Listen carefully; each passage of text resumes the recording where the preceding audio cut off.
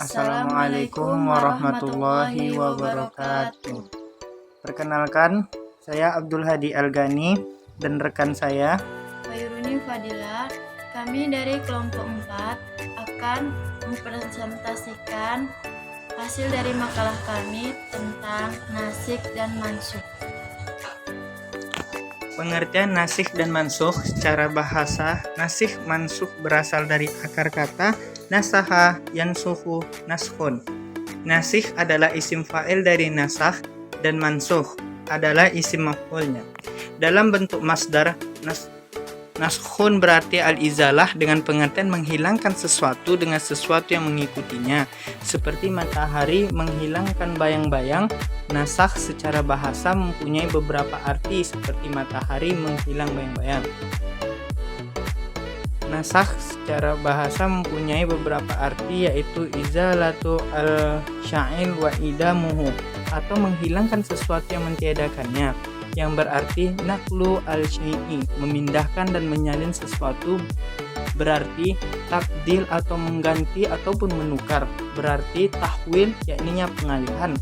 Penggunaan an-nasakh dalam arti tersebut dapat dilihat dalam firman Allah surat Al-Hajj ayat 52, artinya maka Allah menghilangkan apa yang dimasukkan oleh setan, kemudian dia menguatkan ayat-ayatnya.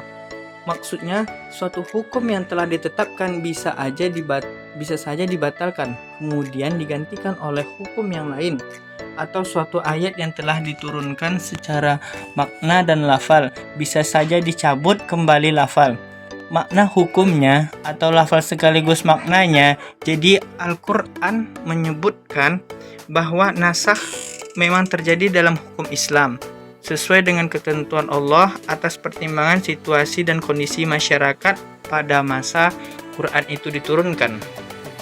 Selanjutnya, syarat terjadinya nasikh. Yang pertama, hukum yang dimansuhkan itu adalah hukum syara', maksudnya tidak termasuk dalam kategori kajian. Ini pembatalan hukum ghair asyar, yang bukan hukum syara' atau yang tidak menyangkut dengan hukum. Dan yang kedua, hukum yang terkandung pada an-nasakh nasikh bertentangan dengan hukum yang terkandung dalam an-nas al-mansukh. Nasakh tidak pernah ada jika makna-makna nas itu tidak bertentangan. Yang ketiga, dalil dinasahkan harus muncul lebih awal dari dalil yang menasahkan.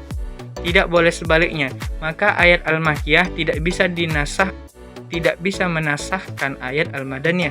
Akan tetapi ayat al-Madaniyah dapat menasahkan ayat al-Makkiyah. Yang keempat, hukum yang dinasahkan itu haruslah hal-hal yang menyangkut dengan perintah, larangan, dan hukuman. Nasakh tidak terjadi pada hal-hal yang menyangkut berita. Sebab jika nasakh terjadi pada ayat-ayat berita, berarti telah terjadi kebohongan pada ayat yang dinasahkan. Hal ini jelas mustahil.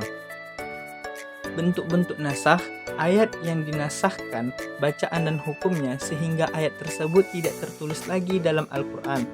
Demikian pula hukumnya, ia tidak diamalkan lagi.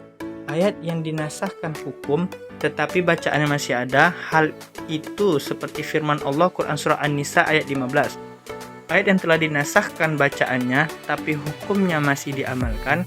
Pengkategorian bentuk nasakh di atas didasarkan atas keberadaan teks, ayat, dan pengalaman hukum yang terkandung di dalamnya. Apabila dilihat dari segi keluasan jangkauan nasakh, terdapat hukum yang terkandung dalam suatu ayat, maka nasakh itu dapat pula diklasifikasikan kepada dua macam, yaitu nasakh kulli dan nasakh juz'i. Macam-macam nasakh. Yang pertama, Alkitab dinasahkan oleh Alkitab. Yang kedua, Alkitab dinasahkan dengan As-Sunnah. As-Sunnah dinasahkan oleh As-Sunnah. Yang keempat, As-Sunnah dinasahkan oleh Alkitab. Perubahan hukum yang terkandung dalam ayat Al-Mansukh. Al-Jauzi membagi perubahan itu kepada tiga macam, yaitu sebagai berikut. Yakni yang pertama, dari wajib menjadi terlarang, sunnah atau mubah. Yang kedua, dari sunnah berubah menjadi wajib, haram, ataupun mubah. Dan yang ketiga, dari mubah berubah menjadi haram atau wajib. Selanjutnya, perbedaan antara nasakh dan takhsih. Nasakh menghilang hukum nas yang dinasahkan, sedangkan takhsih meringkas hukum umum sehingga ia hanya berlaku pada sebagai individu, tidak semuanya. Yang kedua, nasakh bisa terjadi pada masalah umum dan khas, sedangkan takhsih hanya terjadi pada hukum umum. Yang ketiga, ayat yang dinasahkan harus muncul lebih awal dari ayat yang menasahkan, sedangkan takhsih tidak harus terkemudian dari ayat umum. Ia boleh bersamaan dahulu ataupun kemudian. Baiklah, selanjutnya yang akan dilanjutkan oleh rekan saya. Selanjutnya, pendapat ulama mengenai nasakh dan mansukh. Berikut sikap pro dan kontra dari para ulama tentang teori nasikh dan mansukh. Yang pertama, pendukung teori nasikh dan mansukh. Ulama-ulama yang berpendapat seperti ini adalah Imam Syafi'i, An-Nahas, Asy-Syuyuti, dan Asy-Syukani. Yang kedua, penolak teori nasikh dan mansukh.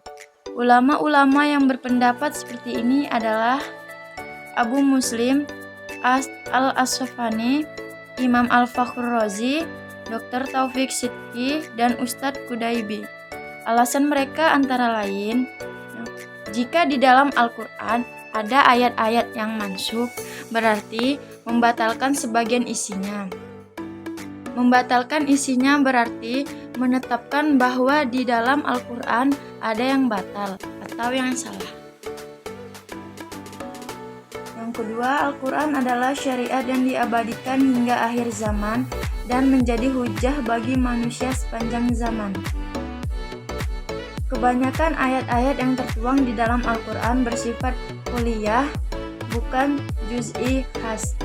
Dan hukum-hukumnya di dalam Al-Quran diterangkan secara ijmali, bukan secara khas.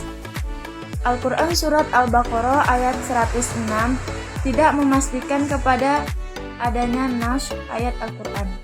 Adanya ayat-ayat yang sepintas nampak kontradiksi tidak memastikan adanya nas. Selanjutnya ada beberapa contoh ayat nas.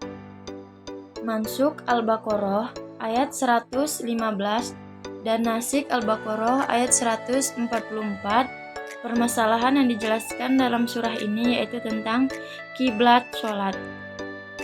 Yang kedua, mansukh Al-Baqarah ayat 178 dan nasikh Al-Maidah ayat 145 dan Al-Isra ayat 33.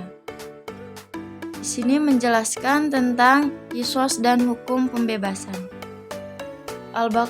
Yang ketiga, mansukh Al-Baqarah ayat 183 dan Al-Baqarah ayat 187.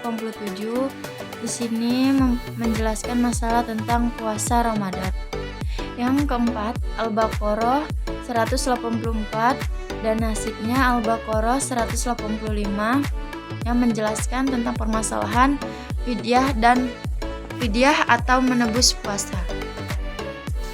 Selanjutnya, berbagi pendapat tentang nasakh. Yang pertama, orang Yahudi. Mereka tidak mengakui adanya nasakh karena menurut mereka nasakh mengandung konsep al-bada, yakni muncul setelah tersembunyi. Maksud mereka adalah nasakh itu ada kalanya tanpa hikmah, dan ini mustahil bagi Allah, dan ada kalanya karena sesuatu hikmah yang sebelumnya tidak nampak. Yang kedua, kalangan Syiah. Mereka sangat berlebihan dalam menetapkan nasakh, bahkan memperluas lingkupnya. Mereka memandang konsep al-ba'da sebagai suatu hal yang mungkin terjadi bagi Allah. Dengan demikian, maka posisi mereka kontradiktif dengan orang Yahudi. Yang ketiga, Abu Muslim Al-Asfahani. Menurutnya, secara logika nasakh dapat saja terjadi, tetapi menurut syara tidak. Dikatakan pula bahwa ia menolak sepenuhnya terjadinya nasakh dalam Al-Quran. Selanjutnya, hikmah adanya nasikh. Hukum nasakh lebih berat dari mansukh. Hukum nasakh lebih ringan dari mansukh. Hukum nasakh sama beratnya dengan mansukh.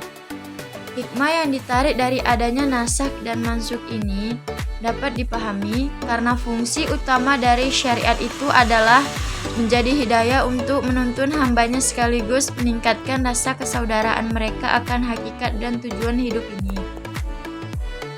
Selanjutnya, urgensi mempelajari naskh dan mansukh. Ilmu naskh dan mansukh dalam penggalian ajaran dan hukum Islam dalam Al-Quran sangat penting untuk mengetahui proses syari' atau penetapan dan penerapan hukum Islam sejalan dengan dinamika kebutuhan masyarakat yang selalu berubah. Sejauh mana elastisitas ajaran dan hukumnya, serta sejauh mana perubahan hukum itu berlaku. Di samping itu, untuk menelusuri tujuan ajaran dan ilat hukum atau alasan ditetapkan suatu hukum, sehingga suatu hukum dan ajarannya boleh diberlakukan secara longgar dan ketat sebagaimana hukum asal sesuai kondisi yang mengitarinya atas dasar tujuan ajaran dan ilat hukum tersebut. Sekian presentasi yang dapat kami sampaikan, lebih dan kurang kami mohon maaf. Kami akhiri. Assalamualaikum warahmatullahi wabarakatuh.